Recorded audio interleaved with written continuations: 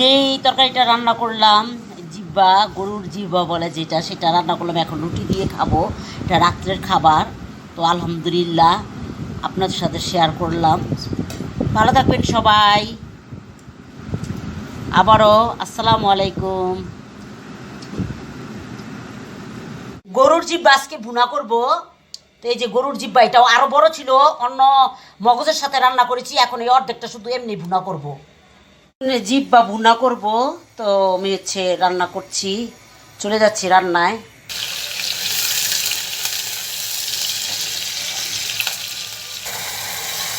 মশলা কষিয়ে নিচ্ছি। এখন সবসময় মনে রাখবেন, মাথার গোশতে, গরু গোশতে তো এমনি মশলা বেশি লাগে, তবে মাথার গোশতে একটু মশলা বেশি লাগে।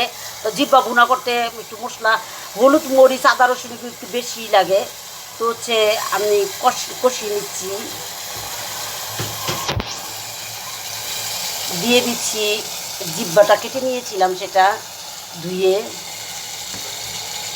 অনেক অনেক তেল উঠেছে।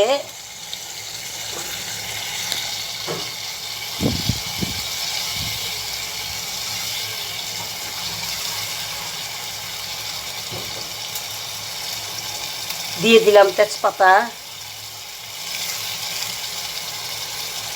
এখন এটা একটু কষাতে থাকুক।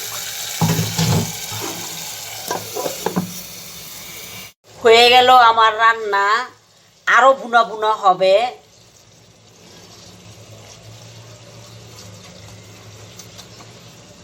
দেখি লবণ ঠিক আছে কিনা।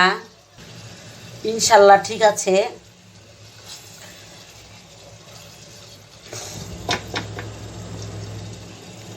সবাই ভালো থাকবেন, আমার ভিডিওর পাশেই থাকবেন।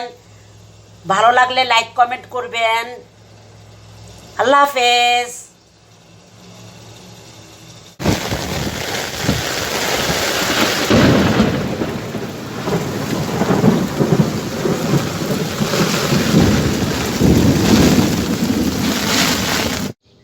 মধ্যাহ্ন যখন শেষ হয়, তখন বিকেলের আবরণ চলে আসে, সেটাকে বলে অপরাহ্ন।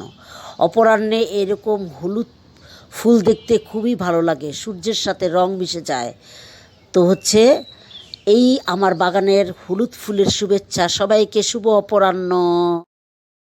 রান্নাও করছি, বাগানও দেখছি, বুঝছেন। রান্না করছি ইলিশ মাছ দিয়ে, এটা কি বল, ইলিশ মাছের পাতুরি।